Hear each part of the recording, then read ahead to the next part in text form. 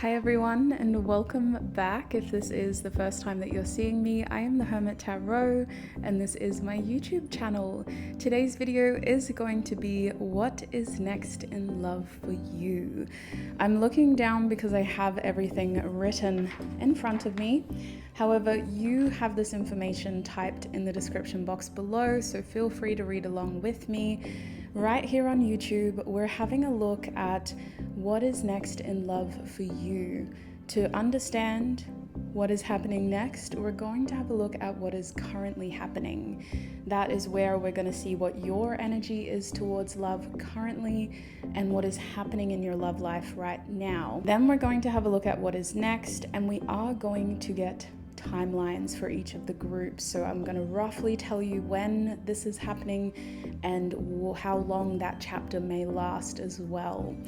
There's going to be advice throughout this reading. We're going to have a look at some advice of what is currently happening, but we're mostly going to have a look at advice for the future. So yeah, this reading is intended for those who are single and for those who are in relationships. I will make the distinction in your group, so just pay attention for those cues because it can get confusing reading for this many people. I highly encourage you to take notes, practice discernment, make sure you're writing down what resonates right now, and make a little list of what doesn't resonate, because it may resonate at a later date, or it may just be something that you need to clear from your mind. As always, practice discernment. You are the oracle in your life. Trust what you know and stay receptive, but don't force things to fit. There will be an extended reading. If this reading resonates for you here on YouTube, the extended reading will be on my website. And in the extended, we're focusing more on who is your next love interest. What are their characteristics going to be? How will you recognize them? And then we're going to have a look at how you will see each other. What is their point of view of you, and what is your point of view of them? We're also going to look at whether this will be a long-term or short-term connection, why, and we're going to close your extended reading by looking at the blessings and the lessons in that connection. So that's pretty much all from me. Let me show you the groups and help you decide which of these groups you're feeling most drawn to. If you need more time, pause the video, or feel free to join me in the quick guided meditation, which will play right after this clip. Here are the three groups. We have group 1, which is a painting that I made myself. If there's anything about this group, this painting that stands out, you'll be a part of group 1's reading. Group 2, you have this painting, and at the time that I'm filming this, I'm not too sure which painting I'm going to choose for you. All I know is that it will be handmade. If you feel drawn towards this painting, you'll be a part of group 2's reading. And last but not least, here is group 3, and I did make it myself. If you feel drawn towards this group, you'll be a part of group 3's reading.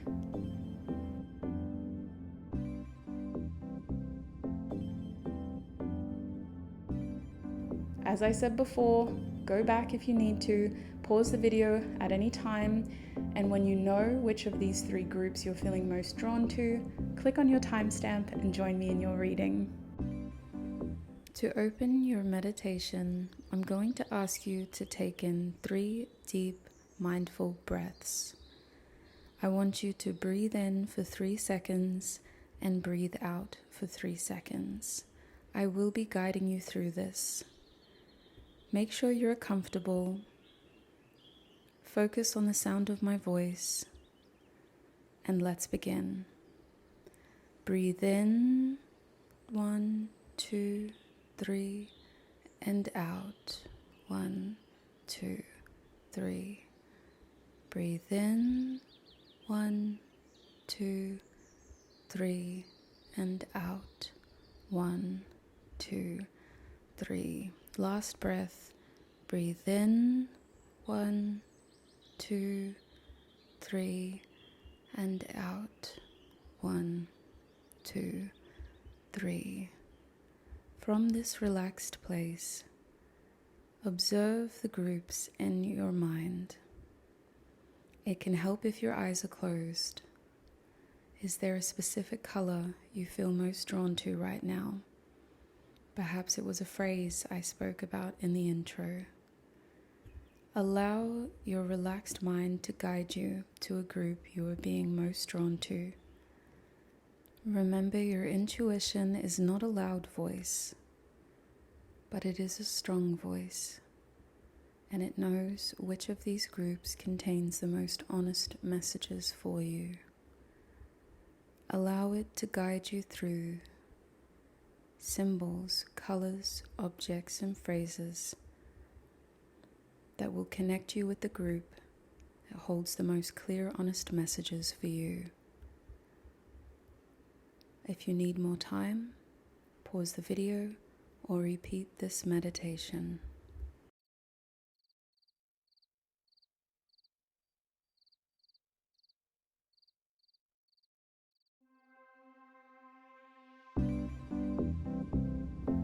Hi Group 1, and welcome to your reading. If you recognize the image at the start of this video, then you're in the right place. Before we move forward, I just want to take a moment to acknowledge you. I appreciate you for exchanging energy with me on this platform, and I feel very drawn to bring this crystal to the front for you. So hopefully we are able to get you helpful, clear, and confirming messages, all centered around giving you clarity and maybe also something to look forward to about what is happening next in love for you. I do have this information typed down below, so feel free to read that if this is a little bit too much. Handwriting, yeah, look, I tried. But also when I write things down like this, it's mostly just so that I can refer to it throughout your reading. So the neater version is down below if you want to follow along. Right here on YouTube, this is what we are covering in your reading today. We're having a look at what is next in love for you by understanding what is currently happening in your love life. If that resonates, we're going to proceed with what is the next chapter in your love life, and we will get timelines. So usually I like to have a look at the next 3 months, but we'll clarify by looking at the chapter first, see what Spirit wants you to know about your next chapter, and then we'll check, well, when is this happening? Throughout this reading, there will be advice. There'll be advice about your current situation, and there'll be helpful advice and guidance about your future situation in love.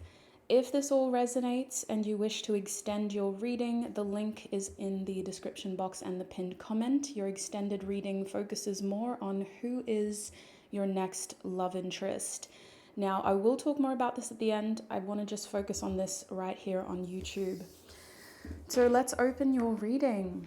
If you're new here, I like to open readings by tuning into your energy, and I encourage you to listen to my voice, set your intentions. If you have any questions about your love life, now is the time to do it.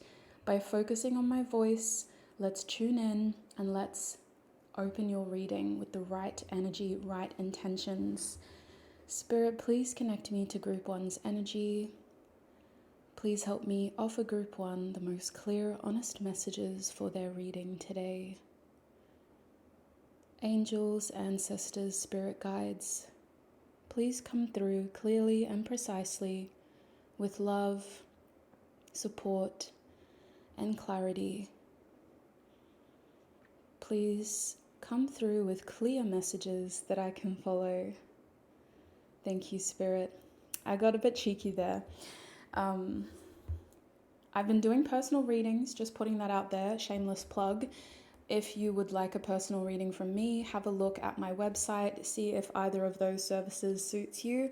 I'm offering a short reading and a detailed reading at the time that I'm posting this, and both have a turnaround time of 2 weeks. I aim to have it with you within the first week, but because I mostly aim to give you the best of me, If I need to take a break and just recharge, I do that. And then I come back to your reading with the right energy. So I make sure that I only stock as much as I can do within a 7-day period. And if your reading is over 7 days, it's just because I need to recharge. And, life happens. Maybe something's popped up that I need to address in my own life so that I can give you the best reading experience possible. So, shameless plug out of the way. I've been obviously spending a lot more time divinating now that I'm doing personal readings, and my intuition has just been pinging. So my spirit guides, my angels and my ancestors were just telling me, look, we're going to give you the information you need, but it's up to you to trust it and to not dismiss it. So maybe that's a message that's helpful for you before we even get into your reading. Maybe you have the information that you need from your spiritual team, and maybe you just need to trust it. But let's have a look. Let's have a look at what's currently happening in your love life. I've been using these decks in my personal readings, so we're going to bring them into this video because they are charged and ready to work. Spirit, what is the energy of my viewer in love? What is their current energy in love? What is their current energy in love? Group 1. Ooh, okay. 8 of Pentacles and a 3 of Wands at the back of the deck. So what is happening in their love life currently, Spirit? What is happening in their love life? Well, okay, we'll take you. The Kiss, okay. With the King at the back of the deck. Interesting. So if this reading is meant for you, the current energy in your love life feels very disciplined. It feels like love is something that's a part of everything else that you're currently working on. Like, you may be working on your love life, yes. You may even be working on a relationship, and that relationship could be the relationship with self. You could be trying to get yourself into an energy that is ready for the type of lover that you want. But I think that this kind of self-work, self-development has been transmuted into multiple aspects of your life.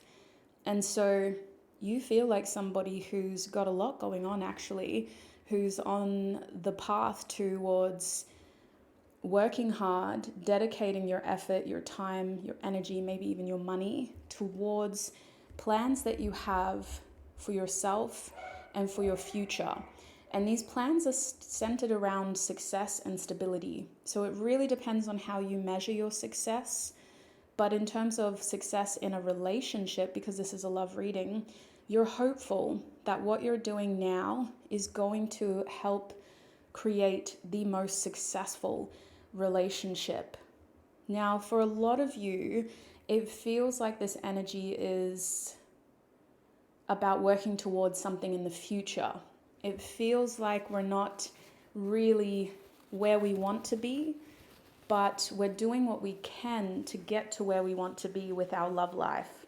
So if you do have a love interest already, I feel like the relationship is a work in progress, and you're hopeful that it's going to be the type of relationship that is long lasting. You wouldn't be putting this much effort in unless you could imagine a future with this person.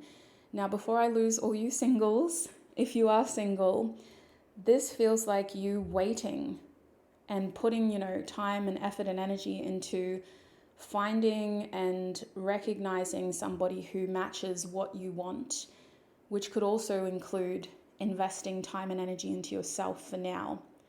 The 8 of Pentacles indicates that you're in a cycle of dedicating effort and time towards your love life. Now, I do think with the Kiss here, there's some very sweet, pure, heartfelt intentions involved.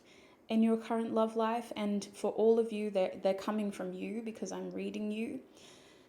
But there's this desire to feel that as well. Like whatever goodness you have in your heart, whatever affection, kindness, genuine, heartfelt desire for intimacy that you have, you're hopeful that you will be receiving it in return, either from somebody that's already in your life or from somebody who you are expecting to meet next. You expect this from your next love interest if you're not already in a relationship that deserves this from you.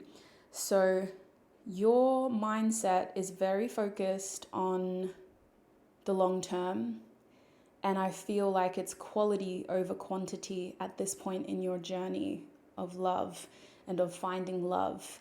You're trying to stay open and you're leading with clear expectations, but you're also aware that life has a funny way of sort of redirecting and leading you into places that you wouldn't have imagined for yourself. So there's this openness and willingness to allow the universe, spirit, God to co-create with you. But there's a standard that has to be met, and that's where your side comes in. You're putting effort and time into this because you want a high quality relationship. You want to feel like the lover in your love life is worth your time, your effort, your energy. And your time is very precious to you right now. Either you're quite a busy person or you're just very locked in and focused on achieving that success for your future. So that's your current energy. If that resonates, keep watching. We're going to have a look at what is next. If that doesn't resonate, you're welcome to go back to the beginning, see if there's a different image that you're drawn to, or maybe and hopefully there'll be messages for you in the next one. Now, you're also welcome to keep watching, even if this didn't resonate, and just see if some of the messages in the next part of your reading resonates. It's up to you. This is where you need to use your discernment to figure out what you should do, but we're going to move forward. Just taking a sip of my second coffee for the day. Goodness. I know I used to always say stay hydrated, but I think caffeination is just as important. I don't know. I'm not going to, trust your body, know your body. But geez, it's been hard to get up in the mornings. Just want to be a dreamer and not have to work. Thankfully, my job is amazing. Very grateful that I get to do what I love because of all of you. And I wish the same for you as well. Let's have a look now at what is happening next. Spirit, what is happening next in love? Okay. So the next theme in love for you is Aquarius reversed with masculine at the back of the deck. What will my viewer's energy be in this next chapter of love? What will my viewer's energy be, Spirit, in this next chapter of love? I'm hearing Can You Meet Me Halfway by the Black Eyed Peas. We have strength.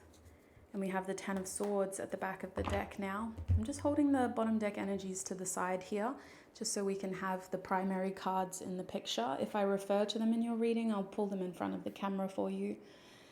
What else can we have a look at? I might get another one of these cards. Spirit, what is happening next in love for my viewer?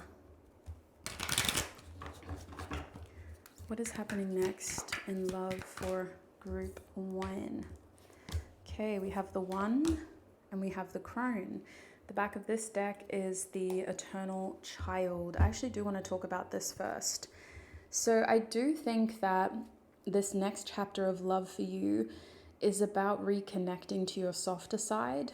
I think that you will need to release some of your masculine energy and kind of bend to the will of your nature and your softer nature, so that you don't push yourself to a point where you're not appreciating your journey, first of all, but also so that you don't burn out, so that you are able to recognize those softer traits and needs. Spirit's indicating that when you're in such a masculine energy all the time, unless this is your nature to be masculine, you kind of forget your softer nature and you can forget your softer needs. And in this case, these needs are being associated with your inner and eternal child. So even though you're being in an energy that is less masculine, it's not that you'll be in a more feminine energy, it's that you'll be more connected to and aware of your eternal child.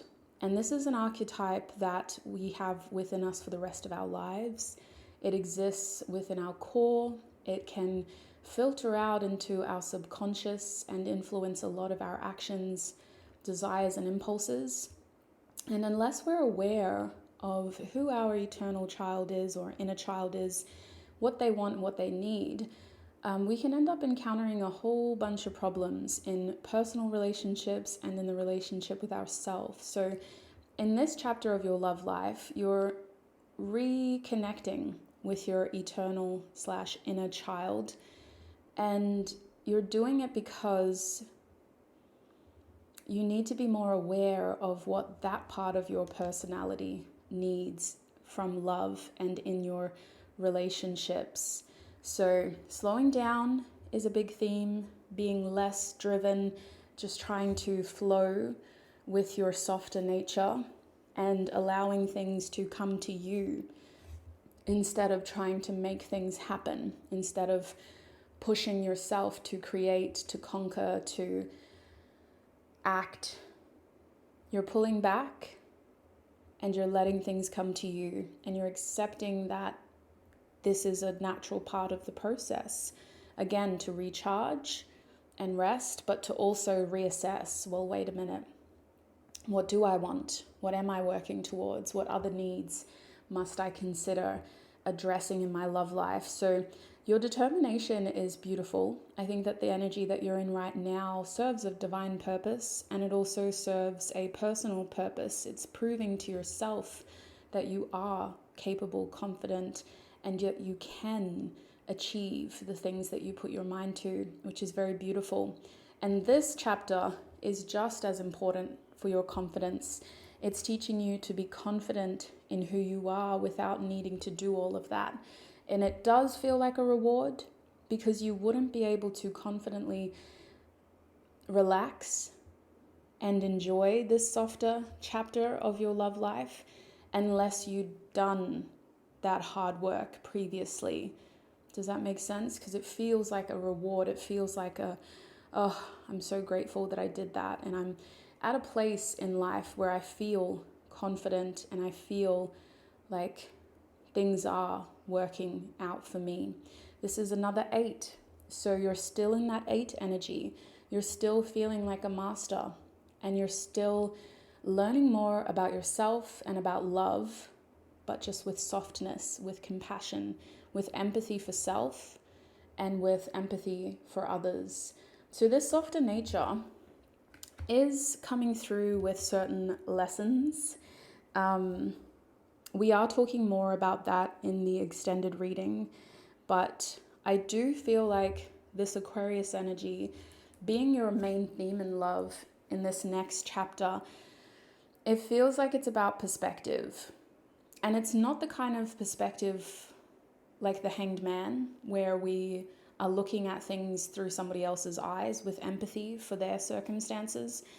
Aquarius reversed is about being more objective. Instead of just focusing on one version of the story, of the truth, you're looking at the bigger picture in your love life, and you're getting the chance to explore little side quests and tangents in love, having a look at what this is about, what's that person about, what is this about, and you're getting the chance to pull all of that information together to create a bigger picture of what is happening. Now, this is very rough, because it's not supposed to be a refined process. You're not supposed to have a guidebook and a manual that you can read and go, okay, so now we can move on to chapter 3. No, it's very much about using your own discernment, your own gut instinct, and your own way of thinking and processing to know what to look for and to know where to pivot your focus to next. So the whole point of this theme and this chapter of your life in love is more about kind of looking at new pieces of information that shed light on experiences that you do want for yourself but you hadn't thought of yet. And it's very similar to the 3 of Wands energy that we saw at the back of the deck. Spirit saying, okay, if you're gonna, be open with your expectations, the next chapter of your love life is truly about keeping an open mind. And it's truly about allowing yourself to imagine things differently by examining evidence of what else is out there. So this can lead to some very ingenious ideas, some very unique, loving dynamics. And it could also include maybe trying something that you didn't think you would ever do, but now you kind of want to. Now, whether this happens to you or not, whether you're the one that's having these unique and different experiences, you're gathering the information. So even if this is happening to a friend, if a friend's telling you, yes, I tried swinging for the first time, just as like an example, very extreme example. It's the first thing that came to my head, which is, I don't think that was a good, just a sign of where my mind has been, just all over the place. I do think that we just did the sexual reading as well, so maybe that's why that came through. But I do think that this Aquarius energy is about keeping an open mind and learning through others. So other people are also telling you like, hey, I did this and I went there and I went back on Tinder. I know I said I wouldn't, but I actually met somebody. And it's making you think, maybe I need to just, slow down and just stand my ground a little bit with my energy. Instead of pushing, I'm going to hold my personal values. I'm going to hold my personal energetic boundaries. But I'm just going to sit and I'm going to see what happens. What does this mean for me? I'm going to wait until I feel a confident sign to act. But I'm just going to sit and maybe let the clarity or the situation develop without trying to do too much straight away. So that's what this feels like. And your oracle cards over here describe a similar situation. We have the 1 and we have the crone. So strong feelings, ideas, and characteristics of the 1 start to become very clear to you in this next chapter of your love life. And for a lot of you, this means that you will have the 1 in your life in this next chapter, and there will be complete confidence that they are the 1. Now, for all of you, this card serves as confirmation that, again, that effort that you're putting in currently is going to pay off. And in this next chapter, there's going to be a highlight, an opportunity, a blessing, a sign that you are getting exactly what you want in love, whether it's from the sign of, again, the person that you're already with, really showing you the characteristics that you're looking for, or through being able to witness somebody else's relationship take on a dynamic shift that makes you more hopeful, that makes you more confident about putting yourself out there and mingling and socializing and meeting. You hold your personal values, which includes your personal boundaries, but you're hopeful and you're wanting this meaningful relationship in your life, ultimately creating it. Because in this deck, the 1 card is the number 30.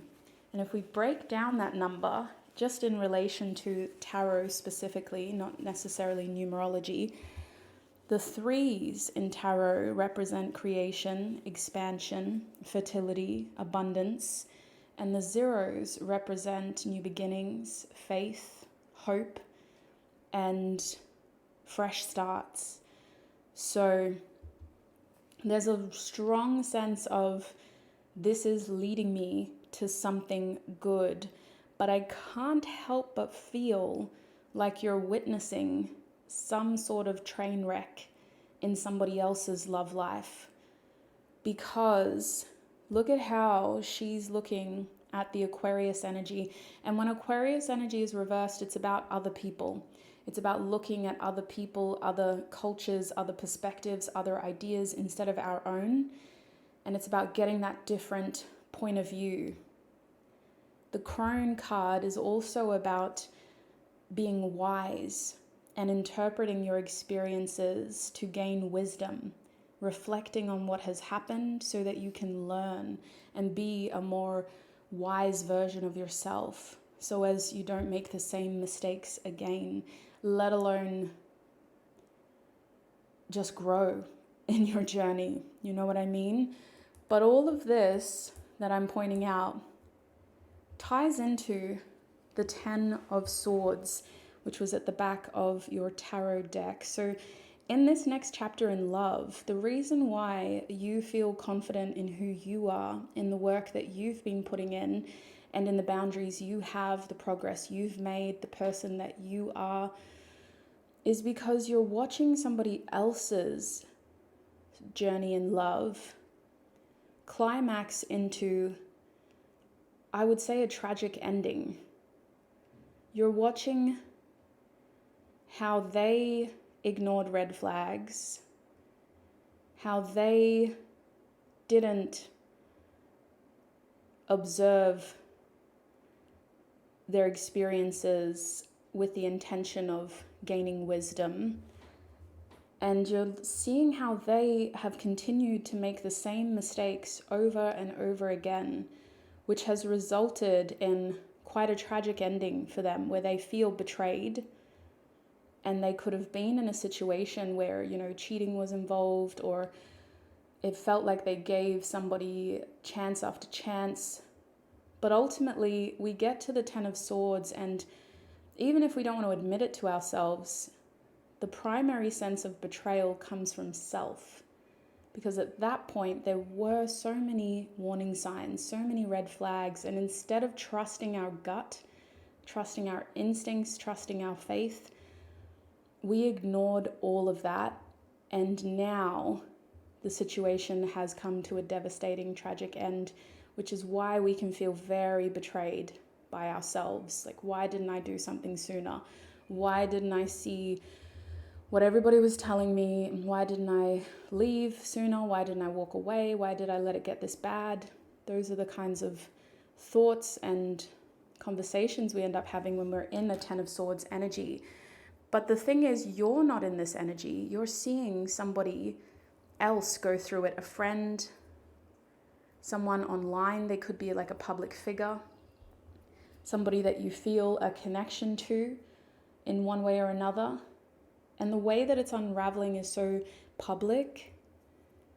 You have empathy for that person. You feel sorry for them in a way. But it's fortifying your journey in love. It's strengthening your values, your personal boundaries, and your goals. It's making you more motivated to really stand in your power and continue to attract the person that you want for yourself, because you're confident that those people do exist if they're not in your lives already. But you also are confident that you're not going to be this person. You're not going to be the one who makes all of those little mistakes that lead to big tragic endings. You're investing time, energy, effort, compassion, consideration into self and into your personal relationships to ensure that you don't have to go through that. So in this situation, you may be learning more about your journey in love through what's happening around you with other people, watching what happens to them, and even supporting them through this. If it's a close person, I can see how you are trying to, send love and show support to them, but you know within yourself that that could never be me. I would never let that happen to me. I'm not on that path anymore, thank goodness. I've done the work, I'm taking care of myself, and I'm confident that my journey is leading me to the one if they're not in my life already. So really, this is a unique experience to learn more about love, relationships, and the devastating side to when they come crashing down without having to be the one that it's happening to. And again, it just really solidifies who you are and what journey you're on. So let's have a look at timelines now. Spirit, when is this happening for group 1?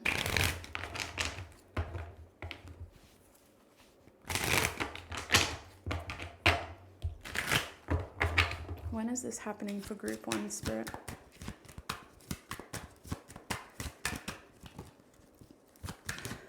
Alrighty. 7 of Pentacles reversed. It may have started already, and it's still being transmuted, like the energy's still developing. Strength card reversed whenever it comes out. So what I'm seeing is it's already unraveling in terms of that tragedy that isn't happening to you. But the truth hasn't come out yet. Somebody's pride is standing in the way, and they could be trying to keep it all together, really trying to wrestle with the situation because they don't want people to know. But it is going to come out in the next 8 weeks, and the effects are long term. In terms of your chapter, because this is just one part of your chapter, your signs of being in a position of power and needing to be more in touch with your inner child and taking on a softer approach to love, which includes having those clear energetic boundaries and clear personal values, is something that you will continue to work on for the next 7 years of your life. That's a chapter that will happen in your next relationship, and especially in your journey. The next 7 years are about balancing your masculine determination with your inner child's needs and being able to tick those boxes for your long-term success while also nurturing your nature and showing up for yourself in graceful, compassionate, empathetic, kind ways. So this is a long-term lesson in personal relationships and personal development, but you will see this chapter unfold in the next 8 weeks. It has a big connection to your Saturn placement. So check your natal chart, have a look at where Saturn lies, and it is a major chapter that happens in the background while other things occur. So that is what I'm seeing for you, group 1. I'm going to take this into the extended now, where we will have a look at who is your next love interest. We're going to have a look at how you'll see each other, their point of view, your point of view of the connection and each other. And we're also going to have a look at whether they will be a long-term or a short-term lover. For you, I feel like you're aiming for long, so I'm pretty sure they're going to be long-term based on your energy. You're coming through so confident, so strong, so powerful. And lastly, we're having a look at, with this love interest, what will the blessings and lessons be? So that's what you can expect in your extended. This portion will help us understand when they're coming into your life If you want to know more about your next love interest and how they will affect your life and the journey that you're on, the link is in the description box and the pinned comment. Make sure you click on the right group, the right reading before you purchase it, your group 1 of this What is Next in Love reading. And for all my group 1s here on YouTube, thank you so much for your energy. Thank you for this exchange. Thank you for supporting me on this platform. If you enjoy what I do here, a simple like or comment would be wonderful. Otherwise, I just appreciate you for showing up and for watching until this point. Until we cross paths again, I wish you peace, prosperity, abundance, happiness, health, wealth, success, and joy on your journey ahead. Bye.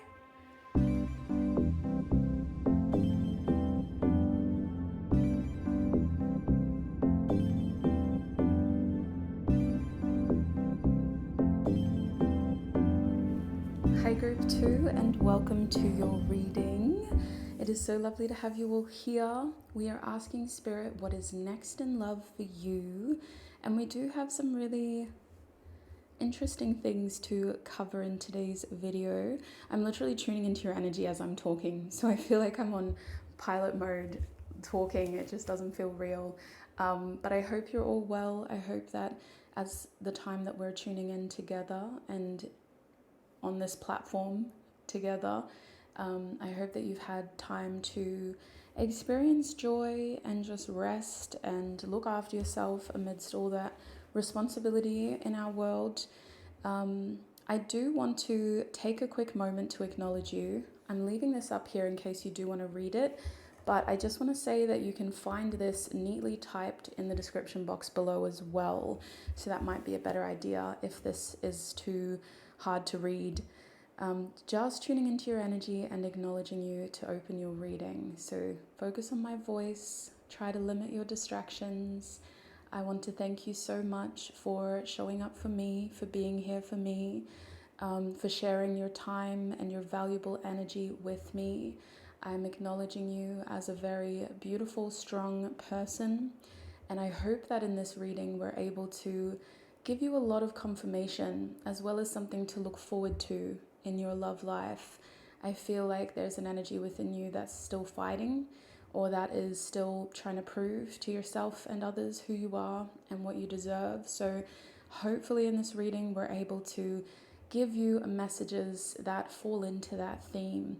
I will endeavor to tell you the truth. I'm a very honest reader, but I will also do my best to deliver those messages with compassion. So let us connect. Spirit, please tune me in to Group 2's energy. Please help me offer Group 2 clear, honest messages for their reading.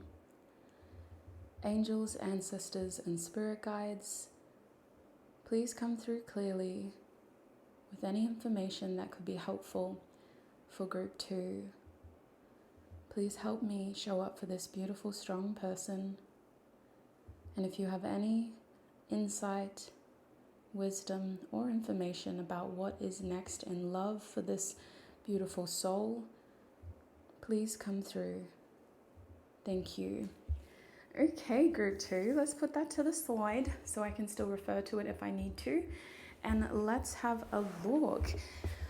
I picked a crystal for Group 1, so I'm going to pick one for you, keeping it in the rose quartz family just because this is a love reading.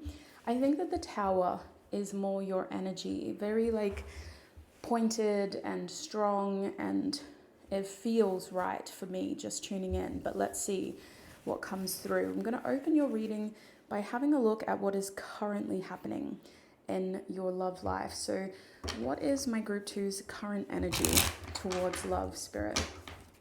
What is their current energy towards love? What is Group 2's current energy? Okay. That Two of Cups reversed came out. So are you still trying to let go of somebody? And we have the Seven of Cups at the back of the deck. And what is currently happening in their love life? At least 2 cards, please, Spirit.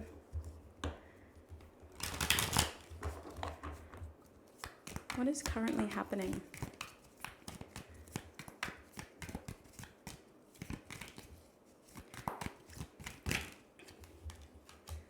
Okay.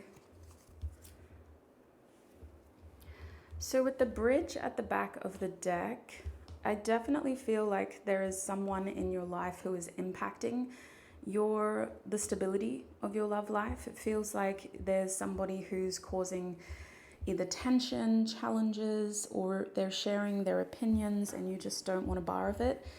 It does feel like you could be at odds with a lover or a friend who is impacting your ability to move forward. Like you can't really, you want this energy of feeling like you can move forward, you have options. And part of you is being very mentally disciplined to do that. With the Four of Swords reversed, you're still healing. You're still in a space of needing to take it slow. And you're still in a space of trying to get your head around like what happened, but also trying not to dwell on it. So the Four of Swords reversed can feel like a restlessness. Like, I don't want to stay here. I don't want to dwell in this. I don't want to feel this anymore. But I also don't know what I'm moving forward towards. I don't know what lies ahead. And your body could be feeling very physically tired because it is still healing. As your mind is overloaded, it affects your physical body. There's a strong feeling of you like coming out of a long period of rest as well. So for some of you, you're trying to get yourself into a more energetic space where like you're more confident to take action, trying to get out of like a comfort zone or a nesting chapter in your life where things just stayed the same for a long period of time. And it does feel like you're using your imagination and your heart's desires to motivate you to get out of this nest and to get out of this comfort zone. So the Seven of Cups indicates an energy that within you that is observing its options in love. You're trying to figure out, okay, so what options do I have in love? Whether it's what kind of people could I date, what kind of people could I attract, or it could more so be about what kind of future can I have in love? What is that going to look like? You know, it's just about trying to weigh up, well, what is going to happen in love for me? And how is that going to fit into everything else that's going on in my life? So I do sense like your heart being a little bit more open, but there's also, when we have all of this to process and all of these choices, there's also confusion. And there can also be this difficulty to discern, like, well, what is best for me? I've got all these different things in front of me, all these ideas, all these fantasies, all these dreams, all these possibilities. But what do I choose? Which one do I go for? And you'll often see like different symbols in each of the cups on the Seven of Cups card to represent the different opportunities that are usually given to us. So there's usually the one cup has your heart in it and it represents what your heart really wants. Another cup has this rose in it in this case. That not every Seven of Cups says that, but that option might be more of like the safer option. It could seem like the sweeter option to do. The snake could represent taking a risk in love towards something that could either be very rewarding or very hurtful. The fist in this case represents taking a chance on something that's going to require effort. It could require you really being defiant and standing up for yourself. Maybe you're going, you know what, I don't want to date. I don't want to progress this relationship. I don't want to do what other people expect of me. And so it can feel like you're really fighting and trying to prove what you want. And then the money can represent being tempted by worldly pursuits in trying to choose an option that is going to give you material security, even if it's not what your heart wants, but it's going to give you that financial security. The wreath in this case for me is like either confirmation of what you're already on, the journey that you're already on, or it's an option that represents a different side of love that you hadn't previously considered. I think of the wreath as a part of Yule or Christmas, and this idea of like having companionship on your journey and just wanting like someone with you while you experience life and while you go through that holiday season or while you go through your milestones.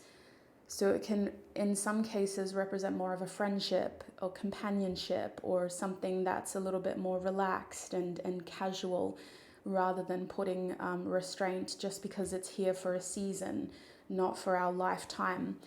And then the storm in this case is an option that could be quite chaotic. We know it's bad for us. We've been through that before, and we may not want to do it again, but it is on the table. You know what I mean? So there's a lot to consider, whether these are people or, again, what the future of your love could look like, your love life could look like. There's a lot to consider, and your current energy feels like you're trying to slowly come out of your nest, your comfort zone, and you're trying to reanimate and figure out, okay, so what is next? What am I doing with this area of my life? Whether you're in a relationship or single, that's the energy you're in. Your love life itself, with the bridge reversed, there is a feeling of we can't go back. So you're at a point in your journey with love where there's someone or some situation that you refuse to go back to. They either did something to break their promise to you, or they turned out to be everything they said they wouldn't be, with the vow reversed. So it feels like in this current chapter of your life, yes, you're moving forward, but you're still seeing shadows and glimpses of this situation, whether it was 5 years ago or whether it was just 5 days ago. There is some situation here in which your trust was broken, a vow was broken, because either they did something to break your trust or they just turned out to be everything they said they weren't. Could even be both. But the bridge is usually about reconciliation. And with that card reversed, no, we're not wanting to reconcile. We're leaving that where it is and we're building a new bridge. But we're having a hard time getting over it because it is still here. If you were truly over it, it wouldn't have come out in this part of your reading. This is what is currently happening in your love life. So this energy is still here to some extent. Now the shaman's energy is interesting. I think that this is you really trying. Like you are trying. I feel that over here. I feel that with the shaman. The shaman's energy is sometimes an external energy as well. It's not just us. But for that external energy to have influence over us, like we've done something there. Do you know what I mean? Like we've contributed to it in some way. It means that you are seeking guidance. You are seeking advice about your love life. You're looking for someone who has a better track record to give you tips. You're looking for ways that you can improve your circumstances by asking people who are in stable or happy relationships or even just journeys. Maybe you don't want a relationship right now. Maybe you just want more stability and more growth for self, more experiences. So it feels like you're open to getting the right support, advice, and help from other people, but you're a big part of that as well, group 2. For the shaman's advice to truly impact you, you have to be willing and open to receive it. So I do feel like you are out here with your experience, helping other people as well to some extent. And by giving advice to others, you're adding a new facet through the lens of your experiences. You're able to look back at it through the lens of that person's situation and go, wow, after giving them advice, it really makes me think of my ex differently. It makes me think of that situation differently, and I'm realizing just how bad it was, or I'm realizing just how complex it was, how intense it was, how crazy it was, or how simple it was. You know, whatever the clarity is, it doesn't have to be a bad clarity. Those are just the words that I used as an example. It's like the exchanges that you have with people through this advice, mentor, teacher type of dynamic where you're either the mentor or they're the mentor, you're learning a lot more about love and about yourself. I do think that the shaman is about stepping into a place where you're taking what you've been through and you're trying to turn it into something good. You're trying to go, okay, well, that didn't happen for nothing. So let's turn it into, an ability to help others or some way to help myself. So that's what you feel like, and that's what's currently happening in your love life. If that resonates, let's have a look at what your next chapter is. If that doesn't resonate, you're welcome to go back to the pick a group portion to see if you're drawn to another group, or you may need to select a different video, sweet soul. There might not be messages for you here, but we're going to move forward. I feel a very masculine energy coming through in your reading.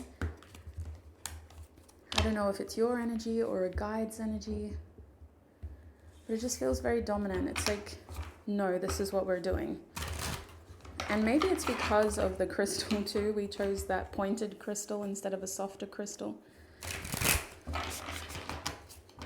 All right, Spirit. So what is the next chapter in Group 2's love life?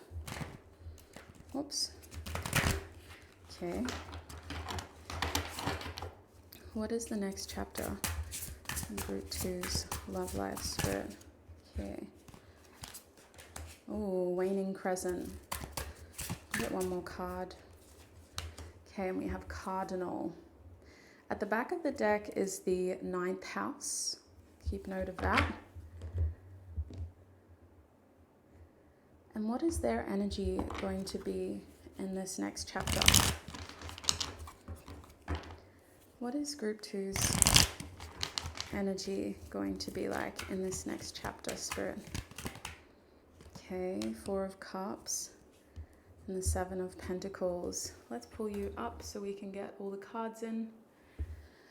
So what is happening in this next chapter, Spirit? I'm going to use tarot this time.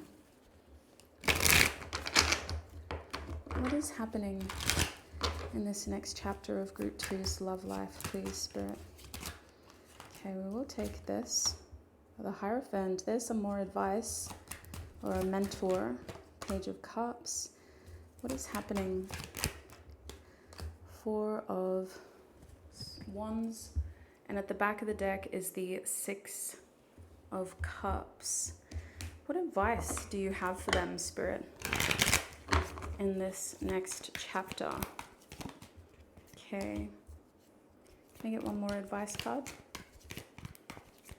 Please. Thank you. All right. So before we get into your messages, Spirit wants you to know you're still healing. In this next chapter, it's important that you're patient with yourself because things are going to happen. Like, it's not just going to be the same as it is now.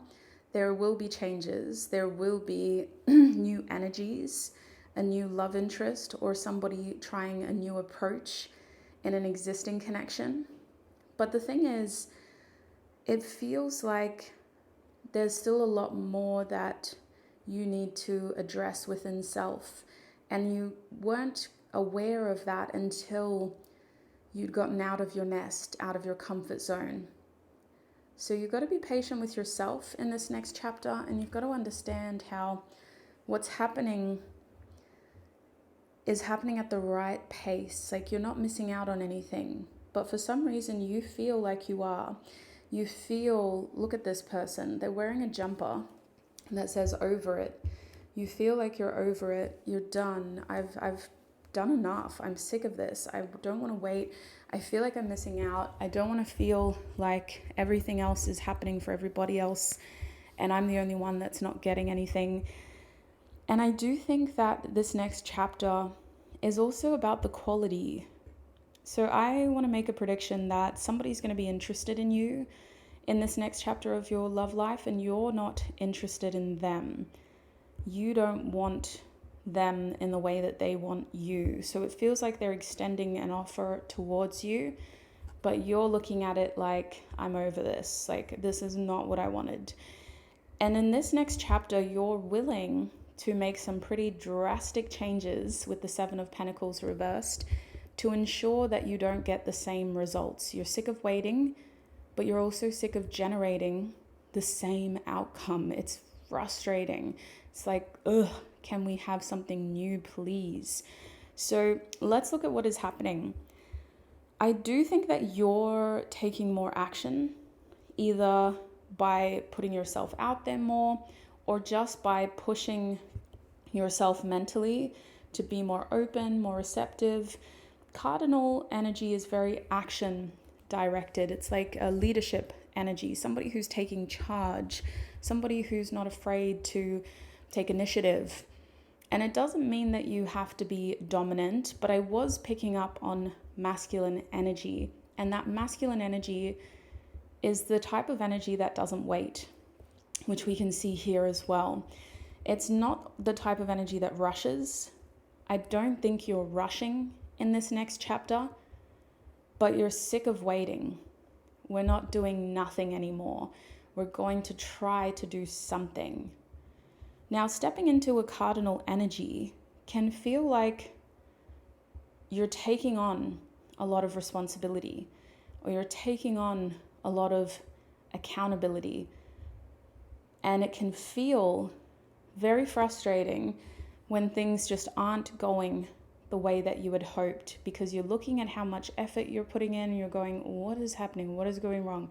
Like, why haven't I got the formula right? What am I doing wrong? But the waning crescent moon is an interesting addition, because it's not saying that you'll feel frustrated all the time in this next chapter. It's actually saying the opposite. I think that if you're frustrated about love now, by stepping into cardinal energy, you're actually going to be more distracted. You're going to be less focused on love, because your cardinal energy, your leadership energy, your taking action that you can control energy, is naturally directing you down paths that flow. And so even though you may be trying this approach in your love life, it leaches into your interests, your work, your studies, your family connections, your friendships, and you generally feel like someone who's busier in this chapter of your life. With the waning crescent moon reversed, instead of looking at the glass half empty, you're looking at ways that you can fill that glass up, whether you mean to or not. And if somebody asks you about your love life, you may have a lump in your throat, or you may go, oh yeah, that was crazy actually. It didn't really work out the way that I thought it would, and we're still trying to figure it out, or I'm still trying to figure it out. But it feels less heavy. It feels less oppressive. It feels less unresolved. I think that in this chapter of your love life, you are finding a way to move forward. And this way of doing it really works for you, group 2. It works because you don't have to trick yourself, and you don't have to try too hard, even though you are trying. You're just putting one foot in front of the other, feeding your attention to whatever you want. And as soon as you get met with some movement, you keep pushing, and life just naturally goes on. So to give you an example, let's say that you are trying to build your confidence. So you decide that you want to go out more, but you don't want to do it too much. You don't want to go to environments that you used to go, and you want to try something different, and you want to do it with a friend. So you reconnect with this friend, and while you're out there, you realize like, oh my gosh, I really miss dancing, or I really missed listening to live music. And so whether you rekindle that friendship with that friend, or whether you rekindle your interest and passion for live music and dancing, it just feels like these little choices to take action for self lead to bigger shifts in your life that naturally distract you from whatever isn't happening in your love life, which creates a lot of new experiences. It creates a renewed sense of purpose, and it kind of ignites your spirit in a way because it makes you feel passionate again. It makes you feel hungry for experiences, and it makes you want to do things that you didn't have energy for in this last chapter of your love life. And so by being in these new environments, you're likely to encounter very different people, a lot of foreigners or people from different cultural backgrounds, different religious backgrounds. You may find yourself being drawn back to your faith as well, either because you're seeking answers or because you're in environments that support religious beliefs or faith-based beliefs. So there's a lot of big themes happening. It feels very philosophical, but it doesn't feel like you're meaning to do it. It feels like you just take this action and it leads to that, and it leads to that, and it leads to that. So this chapter of your love life is about rebuilding your confidence. It's about reminding you that you're a sovereign being and that you have the ability to direct your life's path. You have the ability to decide how it's going to end up. And you're learning, or you're remembering how important those little choices are, because those little choices can have big actions or reactions in the immediate future and in the distant future. So those are the general themes. Let's have a look at these specific predictions now. With the Hierophant card here, I do think that this next chapter of your love life is about regaining a sense of stability and structure, but it's also about exploring ways to make helpful changes. Now, sometimes in order to get that structure back, get that positive change, we do need to rely on something bigger than us. The Hierophant can represent church and religion. It can represent other institutions like counseling and therapy, or it can represent adopting a routine like going back to work 5 days a week or studying more frequently. Because as we incorporate those routines, we're building habits and we're actually resetting our lifestyle, which changes the way that we see the world, changes the way that we see ourselves, and it also influences the choices that we make, which can influence the future. So the Hierophant is about seeking support and assistance to be able to implement changes to your lifestyle, your habits, your routine that you feel are going to benefit you. And we're only really looking for advice from people who have that experience. We don't just want anybody to tell us their story. That's not going to be helpful. We want people to tell us things if we've seen that they've been successful. We want that kind of advice from somebody who's lived what we've lived and who's overcome what we need to overcome. So we're looking for advice from people that have life experience, from people who are respected members of their community, and from people who care more than just ticking boxes. They have to have that human empathy, that desire to genuinely see you be successful. So those are the only types of people you would get advice from. Otherwise, a lot of you may be processing what you've been through by giving advice to others, by stepping into that teacher-mentor role.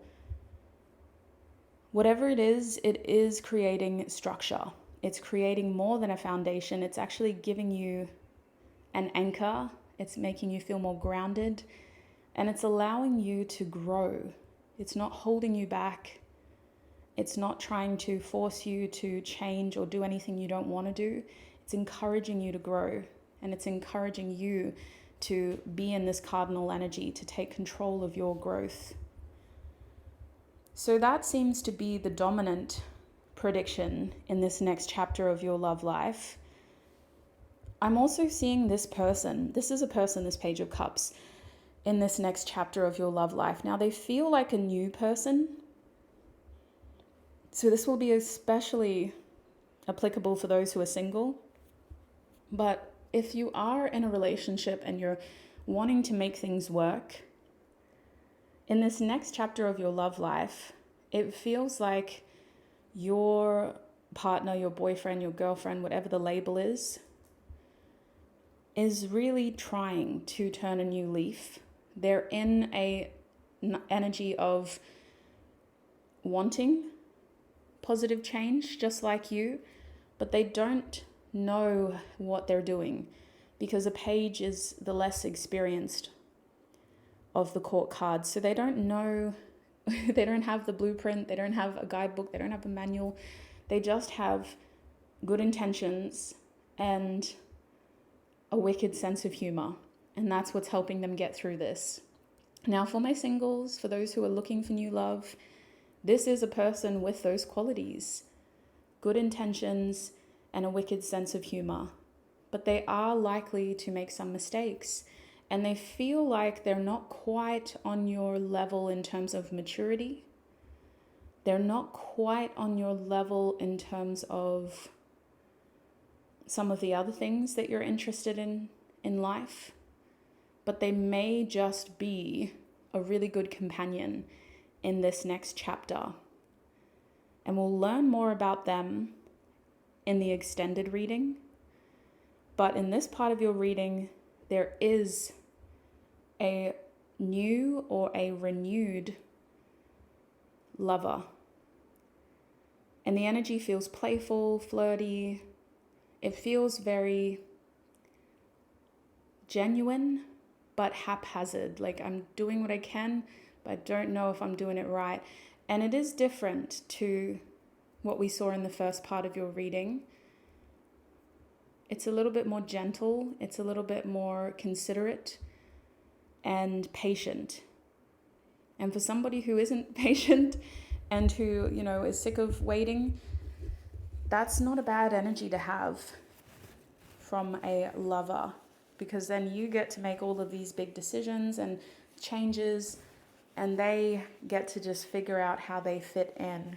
Now, overall, with the Four of Wands here, this next chapter of your love life is not stable, but it is supposed to be that way because it's about growth. It's about making changes that are helpful and positive to the future of your love life. It will mean that there could be some big changes to your home. In this next chapter, you could be relocating, you could be moving out of a home that you've lived in for quite some time, and you could even be trying to find a new place to live that is quite different to where you've been before.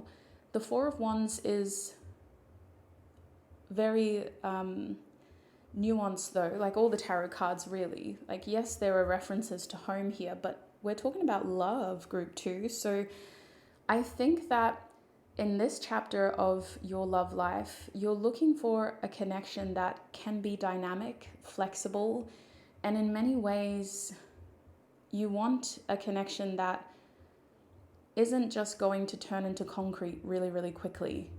So if you are single, you don't want to be tied down. If you're in a relationship, you don't want to be held back. You're looking for a partner that gives you an anchor, but that doesn't hold you down and force you to compromise this sense of passion and purpose that you have. So Spirit's advice, we talked about this a little bit in the beginning, is to use this next chapter to redefine who you are, who your forest is, because it feels like the person that you're becoming means that you need a different community. It's bigger than your love life. It's your friendship.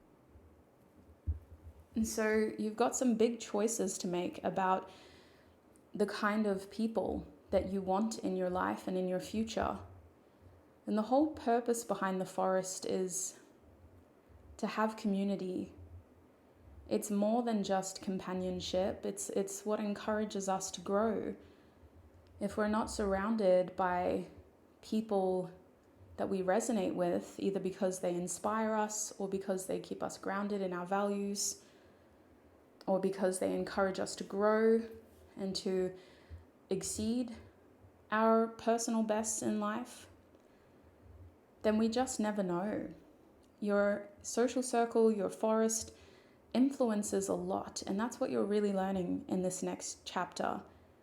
It's making you want to be very careful about who you spend your time with and about who you invest in relationship-wise, whether this is just romantic or platonic as well. You're being very careful about who you associate with and who you want around you. So the Temple card is kind of advice, but it's similar to the Forest card in that it's just confirmation. In this next chapter of your love life, it's really important that you don't settle too soon.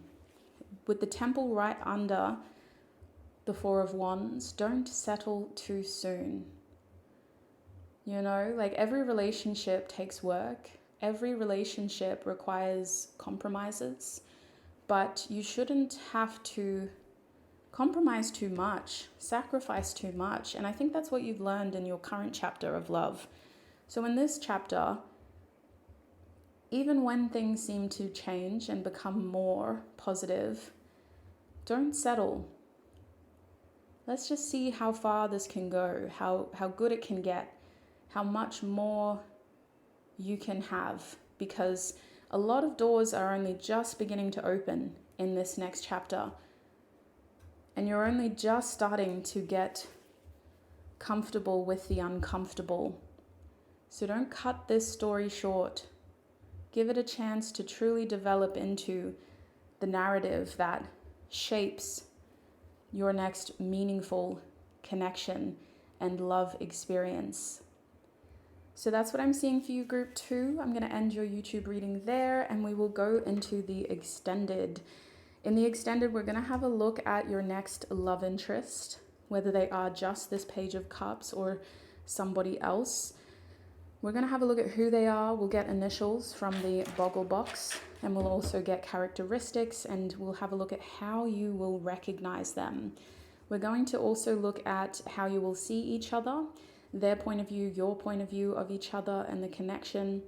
And then we're going to see, is this going to be a long or short-term lover?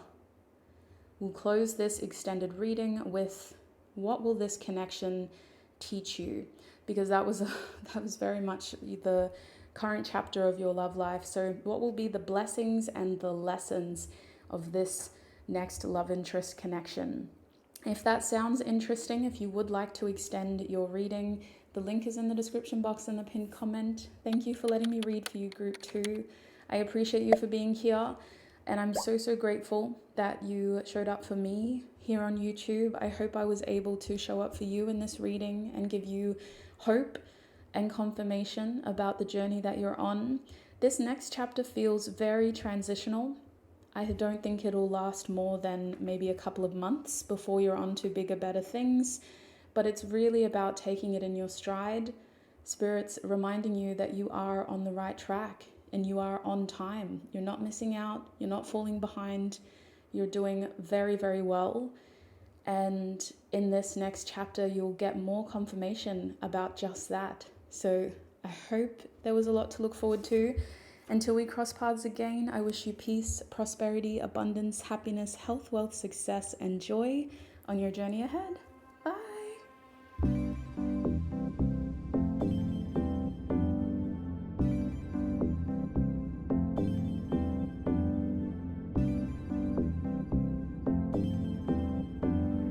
Hi group 3, and welcome to your reading. It is so lovely to have you all here.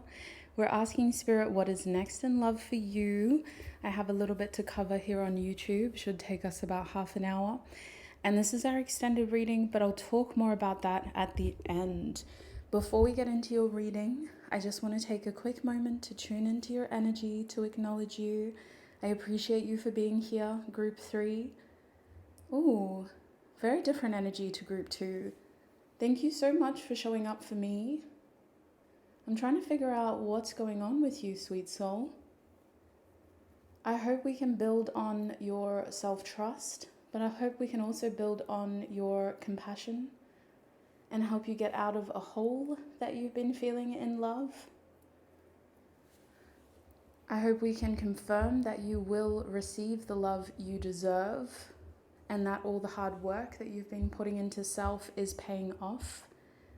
That theme is very similar to group 2, but your energy needs more compassion. It needs to be softer. So let's use this crystal for you. And let's open your reading. Spirit, please tune me into group 3's energy. Please help me offer group 3 clear, honest messages about their reading today. Angels, ancestors, and spirit guides, please come through clearly with any helpful messages or information about what is next in love for group 3. Please help me channel messages that can clarify, support, or even enlighten with new information what is happening next in group 3's love life. Thank you, Spirit. Okay, with that spiel out of the way, let's get some cards out. We're going to start by looking at your current energy in love. What is currently happening? And this should serve as confirmation that this reading is for you. Whoops. Okay, let's try that again. If it doesn't resonate, we're going to have to address that when we get there. Either this group may not be your reading, or this reading may not be your reading. So we'll see what happens. For group 3, please, Spirit, what is their current energy towards love? What is group 3's current energy towards love? Okay. Okay.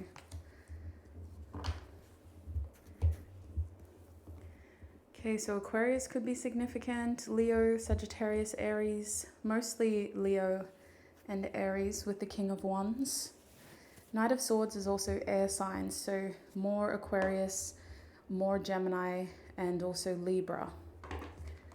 Spirit, what is currently happening in group 3's love life? Oops. Okay. Let's just shuffle it like this. What is currently happening? We have Agape. Wow. Okay. We also have the Temple. Whoops, where's the back? Here it is. And we have Gnosis. Interesting. So, oops, I think I just got something on my shoulder. There's a hair. Gnosis, Agape, and the Temple. I do feel like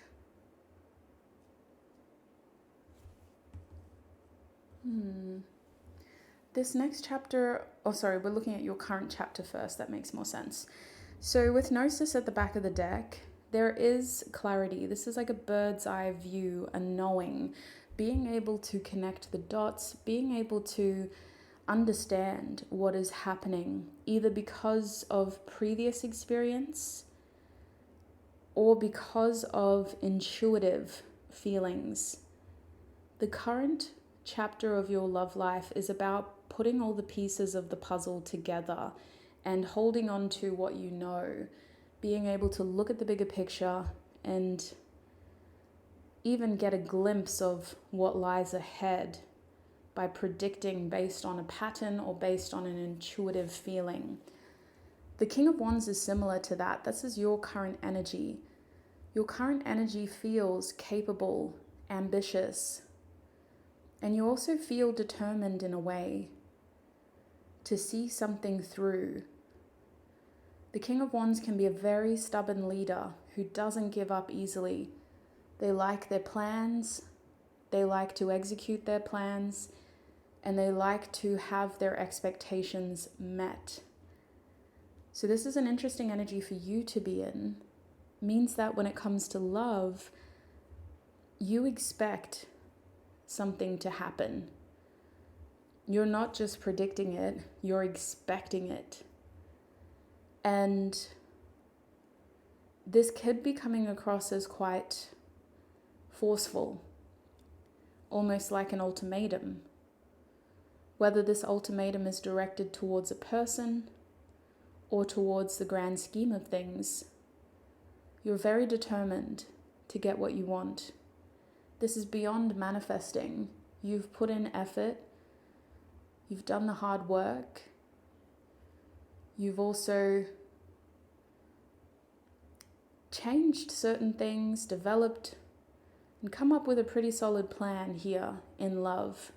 So as far as you're concerned, you're not expecting a lot, but the stakes are high because this is what you really want. With the Star card reversed, I do wonder where this is coming from, because the Star card reversed is a feeling of losing hope and faith, as though your current energy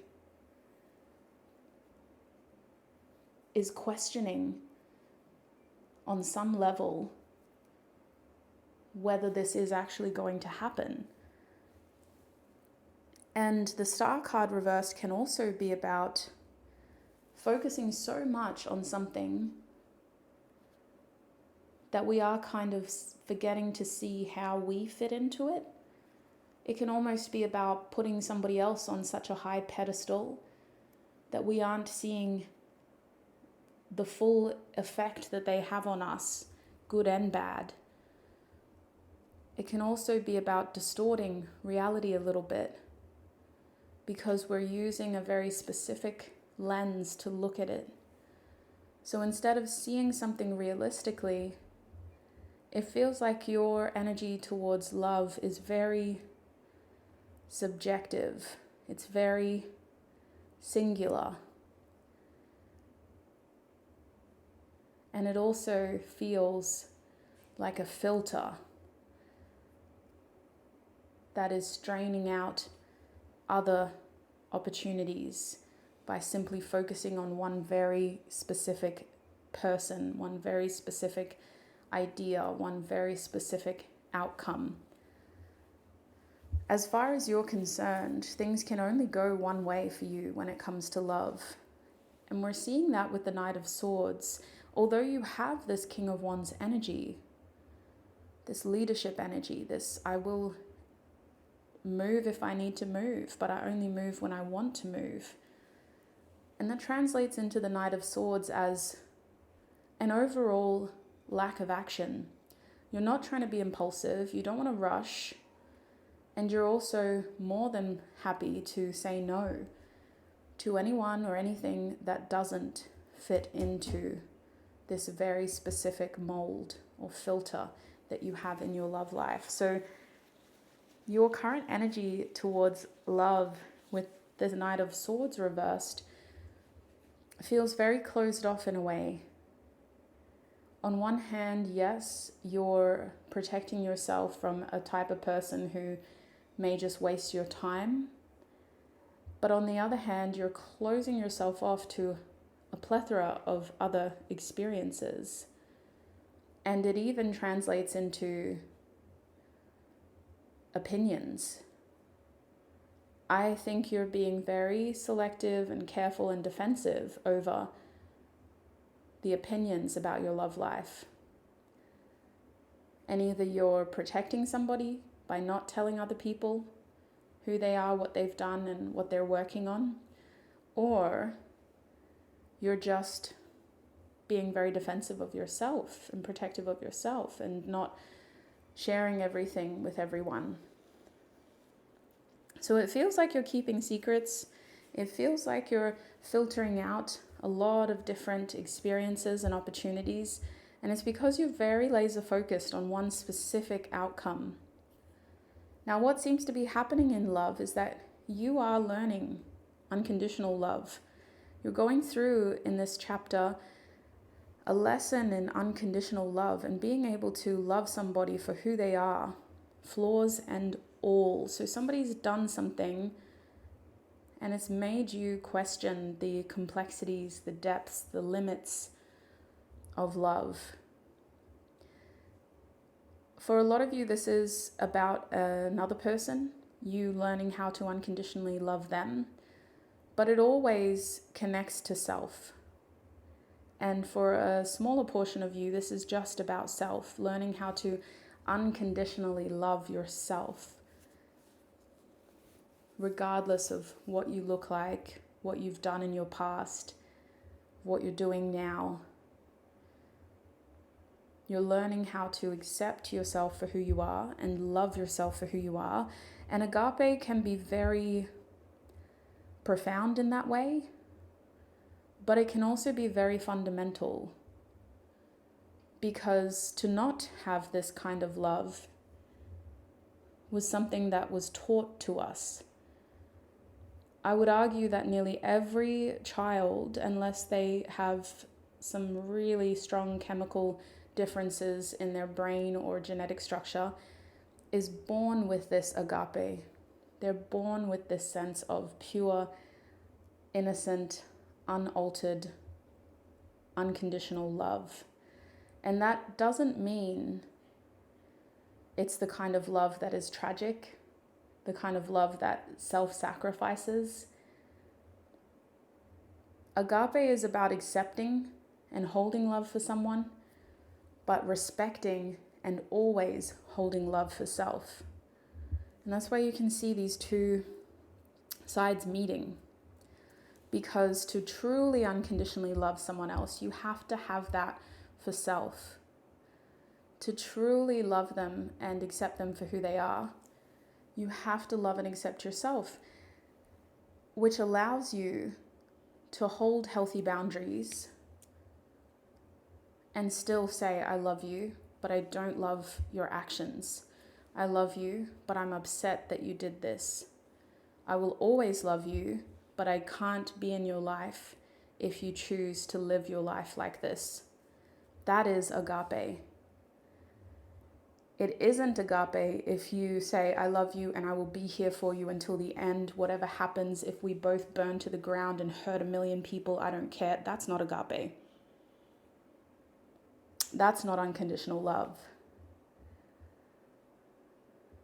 That's setting yourself on fire in the name of love.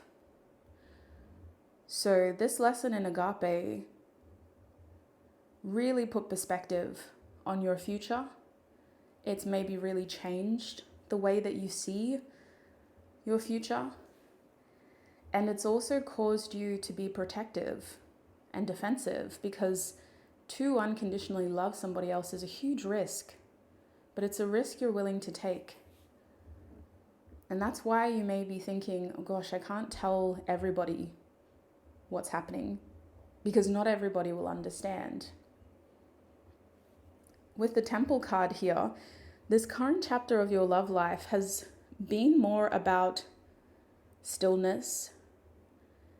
It's been less about action, and it's been more about energy, intention, reaction. So while not a lot may have changed physically, you feel like your heart has awakened and like you've really gained valuable insights, understandings, and maybe you've even strengthened either the relationship with self or a relationship with somebody else here. So it could feel like you were just kind of at a checkpoint in your journey, waiting for the right moment for things to change, gaining more information and understanding, resting when you can, and enjoying how far you've come on your journey in love. But the overall energy here is like you've just been focusing on putting all the pieces together and feeling more confident in your heart. And based on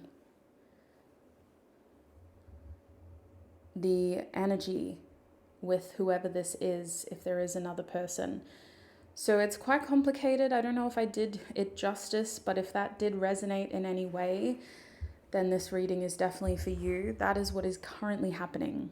We're going to have to move forward so that we can have a look at what is next. So, what is next, Spirit? What is the next chapter of Group 3's love life?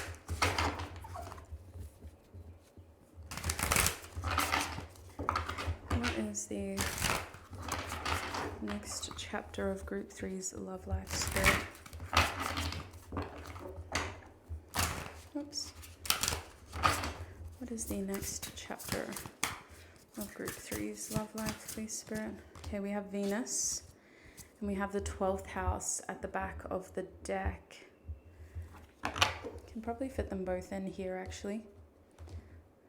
And what is my Group 3 viewers' energy in this next chapter of their love life? What is Group 3? Thank you. Your energy is the Page of Pentacles. Let's move this up a bit, hey? So we can fit it all in. Is that gonna work? Let's see. No. Not quite. That's a bit better. All right. And what is happening? Can we get some tarot predictions? What is happening in this next chapter, Spirit?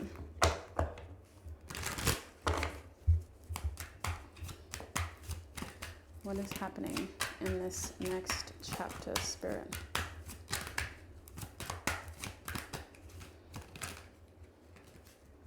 We have the 8 of Cups, the Devil, reversed. We need to say that. He's reversed. The Ace of Cups and the Queen of Pentacles. No big deal. Just some really good energy. Just some really thriving, prospering energy. Well, I won't jump ahead of myself. You're not technically thriving yet, but you're creating more security and you're finding new ways to try to manage your expectations, as well as you're trying to manage your values. Like it's like you're trying to figure out a better way to accommodate the right people when it comes to love, so that you're not just compromising and self-sacrificing left, right, and center. So this is a big shift in your love life, really. Spirit, what is the advice for Group 3? Okay. Okay. I don't know if we move this over, we'll be able to fit it all in. There we go. And at the back of this deck is the riddle. So we'll come back to that. Let's just make sure that's all in. Love it. Okay. Pretty sure that's quite good. It might be a bit crooked. I apologize, but I don't want to waste any more time.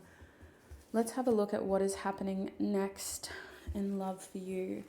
So looking at your overall theme, there is new love here, but it stems from self. Like, I've really got to come from that honest angle. I'm sorry, I'm not just going to tell you what you want to hear. This next chapter of your love life is very much about connecting to your core needs and maybe even reassessing, well, what do I actually need in love? Not what do I want, what do I need?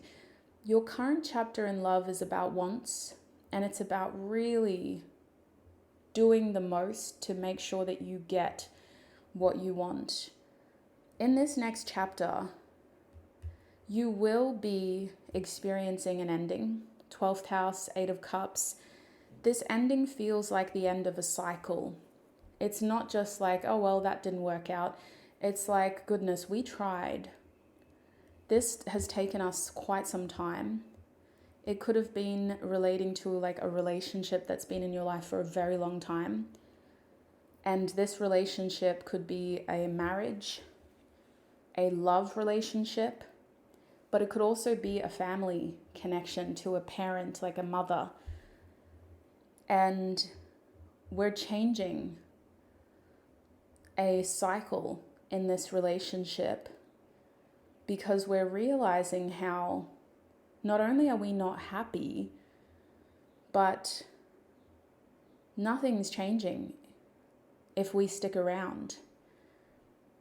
We're part of the problem. And you're maybe learning how you enable as much as you are enabled. Does that make sense? Like, you tend to get into dynamics where you need them as much as they need you. And therefore, instead of actually unconditionally loving each other and supporting each other to grow by holding those values and personal boundaries at the forefront of important conversations, you may have accidentally gotten into a dynamic where it very much enabled some unhealthy cycles to continue. Now, this is bigger than just walking away from a connection. With the 12th house reversed, you're also having to reframe your emotional dependence. You've got so used to living with this situation that you became addicted to it in some way. You became dependent on it to make you happy or to keep you stable or to be medicinal in some way. And like any addiction, it was a false sense of security created through habitual compounding, which is you doing the same thing over a long period of time. Of course that was going to start to feel normal. Of course that was going to start to feel like something you needed. And so walking away and trying to change this cycle is also about retraining your brain to not want this and to actually want more, which is where Venus comes into play. Venus is first and foremost about self. Yes, it's a goddess of love. Well, that's where the planet's name came from. But the qualities are deeper than just being loved and giving love to others. The qualities are about self-care, self-love, self-growth, self-awareness, self-reflection. Beauty is not just skin deep.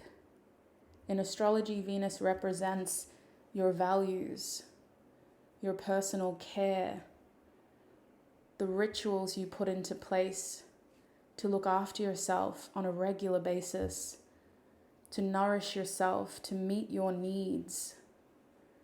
Venus represents how you incorporate your daily routine into your self-care practices, how you incorporate self-care into your daily routine. How can you show up for yourself in your free time and while you're working? How can you incorporate your self-care into your values, into your beliefs, into your social circles? Venus reminds us that we show people how we deserve to be treated based off of how they see us treating ourselves. And so Venus can have a cruel lesson in telling us that when somebody doesn't treat us the way that we deserved, we also had a hand to play in that. How did we let them treat us that way? Now, this next chapter of your life isn't about cruel lessons. That's not the point. I want to just clarify that. This next chapter of your life is about trying to make those past cruel lessons make sense, because we're done. We don't want to be treated that way anymore. In this new chapter, group 3, you are walking away from cruel lessons. You're saying enough is enough. I don't really know what I'm walking towards, but I know that I can't stay here. I know that I need to be the change that I want and that I deserve. And so walking away involves, with the 12th house and the devil reversed, rewriting narratives, changing your behavior, changing your mindset, changing your habits. It involves saying no, being disciplined. And it also involves standing up for yourself in the face of other people, but also in the mirror.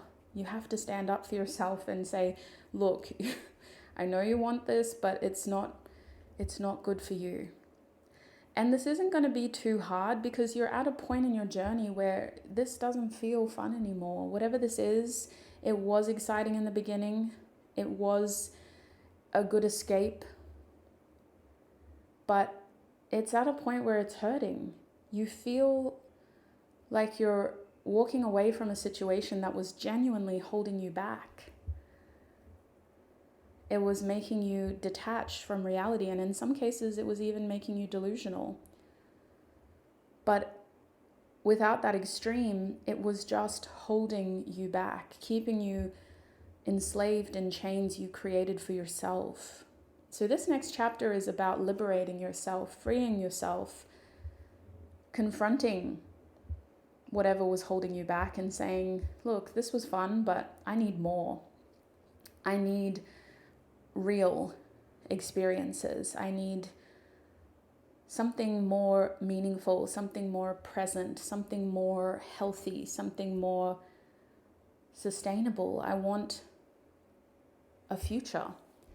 And so what you're walking away from couldn't have been a part of your future. It was holding you in a fantasy. It was tethering you to a past version of yourself. This next chapter of your love life is about trying to figure out, well, what does my future look like? And to be honest, to get to that point, you just have to focus on, yes, walking away, but also connecting with who you are and with what you need, which can feel like you're just kind of grounding yourself in reality, finding ways to ground yourself in reality. Now, whatever effort you put into yourself in this next chapter of your love life, whether it is about being more aware of your self-care routine or even changing up your look in some way, whatever you do is being noticed, because in this next chapter of your love life, we have a new opportunity in love. And this isn't a promise. It doesn't necessarily come with strings attached in that way, but it does represent a sign that walking away and ending this cycle was the right thing for you to do, group 3. I would argue that this chapter of your life could happen over an 8-month period, but it does feel like a lot of that time is spent just nourishing yourself, loving yourself, and really feeling good in your skin, feeling happy throughout the day, feeling more balanced with your mood, and also just being able to look yourself in the eye in the mirror and feel connected to the person that's looking back at you. So on the tail end of this chapter is this new opportunity in love. And for it to be an Ace of Cups, it comes with this sense of like being brand new, being very fresh. Again, no strings attached. This opportunity will be whatever you make it. And we will have a look at who your next love interest is in the extended reading. But I can see that at the end of this next chapter, because of what you've done to liberate yourself, to free yourself, and to walk away from a cycle that wasn't giving you connection, it wasn't emotionally fulfilling, and it wasn't making you feel more hopeful about your future, I do feel like, sorry, I know that sounded like I was going to add more to that sentence, but that's it. That's it. I do feel like this Ace of Cups is a brand new opportunity that maybe, like we said in the beginning, is about resetting your expectations in love. So I know I'm supposed to talk about this in the extended reading, but just in case you can't join me in the extended, I don't think I'll be taking anything away from the extended reading. There's still a lot there that we need to cover. I feel like this opportunity in love is either a slow burn or it's about putting the training wheels back on. I don't think it will be a long-term lover. I think it will be somebody who has a really sweet heart and who we get to test our learning on with training wheels, without worrying about the strings attached or getting into a serious relationship. I feel like this is somebody that you just get to experience a new type of connection with without putting too much pressure on them or yourself to turn it into a marriage. Does that make sense? Like, just without that heavy expectation. So Queen of Pentacles reversed. This next chapter is about relearning who you are, what you need, and what to expect from other people. You're also learning how to manage self better. You're learning how to manage your time, your values, and you're trying to be more flexible. You don't want to be too closed off, but you do want to have some sort of foundation to stand on. You know you're a high value person. You know you deserve to be treated better. But this next chapter is trying to figure out, well, what does that look like? You know what I mean? So we're still figuring it out. And this is really reflective in your energy down here. You're making some very important decisions about your journey with the King of Swords. You're making some very important decisions about love in this next chapter. And you're also stepping out of that King of Wands energy into a more diplomatic energy. Instead of being almost stubbornly focused on your own wants and expectations, you're trying to weigh up all the information. You're trying to almost have an open mind and look at it objectively. What is this going to look like? What is that going to look like? What happens if I do this? What happens if I do that? Just weighing up both sides of the scale, so to speak. And in that way, you don't need to rush decisions. Just seeing what's out there, gathering information, making smaller choices, and being very considerate and very well informed about those bigger decisions you make in love, which could also involve just letting people show you who they are, giving them a chance to show you who they are as a person, whether they mean what they say they mean, and then you get to decide when enough is enough. Please don't treat me like that. I don't think we should keep seeing each other. Or, I really like doing that. I would like to see you again. I'm saying it in such a robotic way, but that's essentially what you're doing here. You're the decision maker, you're the judge, and you're gathering information about people.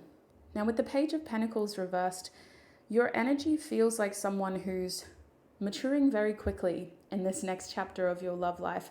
You don't want to make mistakes, but you also don't want to waste time. So it could feel like you're vetting people very quickly. And if there is somebody who's already in your life and you're saying to them, look, enough is enough, we've got to really change this relationship, you're doing so in a very almost strict way. You're going, this is like my plan. This is what I am needing to focus on. Basically, you've got to grow with me or I'm going to grow elsewhere. And that's what the Page of Pentacles reversed feels like. We can't muck around and make a bunch of mistakes and learn from them. We've already made enough mistakes. We're not as naive as we used to be. We have to honor the lessons we've already been through, and we need to take some risks in this chapter to really test how far we've grown. So that's what this feels like. It's like you're practicing what you've learned and you're trying to see how far you've grown, How ready are you for a relationship? How ready are these people or this person that you're dating? How ready are they for a relationship? And you're putting that question to the test with the Page of Pentacles reversed. And the Chariot says you still have your motivation, your drive, which was shown to us in the King of Wands. But instead of it coming with such heavy expectations, it's just coming with a beautiful heart that is open, that is courageous, and that is determined to try. So that's your energy in this next chapter of your love life. Courageous, determined, and open to try. You're overcoming your own fear, your own insecurities, and you're doing what you can to get to where you need to be. So this chapter, I feel, is happening in the next 8 months. And although the themes are heavy on self-love, it's also about practicing discernment towards others and trying to discern who to build a future with. So Spirit's advice for you in this next chapter is about trusting your instincts. Trust yourself, know yourself. You have a beautiful, strong character. You have a very unique and intelligent way of learning from your lessons and interpreting the things that you've been through. So trust your instincts, trust your nature to be able to guide you through this. And trust that you always have the right information. People like me, people who read cards and energy, we're here to just help you confirm what you already know. Sometimes we can tell you more and we can pull information that you haven't seen before, but more often than not, we're telling you things you already know. We're just helping you see it for what it is. So Spirit's encouraging you to do just that in this next chapter. This mountain energy, take it slow. Mountains take time, but the phrase that I'm hearing is Rome wasn't built in a day. So I do think that this next chapter is already demanding a lot from you. So just be patient, you know. You're going to do the best that you can. And make sure that you're very clear about where you're coming from, especially when it comes to this new beginning in love. It will happen. I really feel like this mountain is more like foreshadowing a really successful, abundant, and long-term relationship in your future. But in order for that to happen, this chapter needs to happen first. And with all these threes, it makes me think of the Empress and Venus again. So if you do have time, look into the Empress card and Venus as a planet and see if any of those themes within that card or this planet really resonate with you. Now the box is interesting. Spirit is saying that this next chapter of your love life is a mixture of knowing boundaries and limitations, as well as staying open to what lies on the other side. You're very good at filtering in the last chapter of your love life. So as you walk away from an unfulfilling cycle, and as you free yourself from a situation that was really starting to hurt you and hold you back and limit your ability to experience meaningful love and relationships, test your willingness to expand by just incorporating little sort of open-minded exercises. And I think you could literally Google that. What exercises can I do to test if I have an open mind?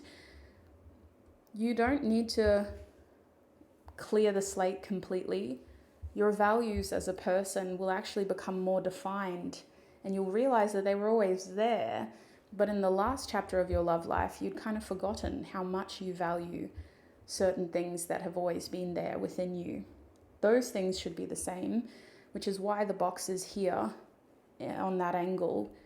Some things shouldn't change. Some things like personal values, self-respect, and looking after yourself, they should be there, rigid, like a barrier. But when it comes to developing into a better version of ourselves and developing a relationship into something new, we have to stay open to new energy, to new ideas, to new experiences, and to even new influences that could be positive. So test your willingness, encourage yourself to just, with courage, move forward, give it a go, because you will know if it isn't meant for you. And you will have the ability to go, yeah, nah, it was good to try, but no, not going to do that again. So that is what I'm seeing for you, group 3. That has been your What is Next in Love reading on YouTube. If you would like to extend this reading, here's what we're covering on my website. The link is in the description box and the pinned comment. We're focusing more on who is your next love interest. This could also be confirmation if you already know this person. We're going to have a look at how you will recognize them, what their characteristics will be, and also get some initials from the Boggle Box just to keep things interesting. Then we're going to have a look at how you will see each other. What is their POV? What is your POV of each other? And we're also going to have a look at whether this is going to be a long or short-term connection. Now, I did already give a prediction, but we're still going to check with tarot. We'll check. And to close the extended reading, we're having a look at how or what will the blessings and lessons of this connection be. What blessings and lessons will this love interest bring? So if that sounds interesting, like I said, link is in the description box or the pinned comment, and it will take you to my website. So please make sure you click on the right group. Remember, you click, sorry, my mouth, I've been talking for too long. Remember, you are group 3. So make sure you click on group 3's What is Next in Love thumbnail. Double check the description, double check before you spend any money. Make sure you're in the right place. Thank you so much, group 3, for your patience, your time, your energy, and all of your support. Ooh, it's clearing a lot of energy as we close this reading. I hope I was able to show up for you in this prediction reading and really confirm the journey that you're on in love. It's an absolute pleasure and privilege to be a part of your journey and to read for you. Until we cross paths again, look after your beautiful self. I wish you peace, prosperity, abundance, happiness, health, wealth, success, and joy on your journey ahead. Bye.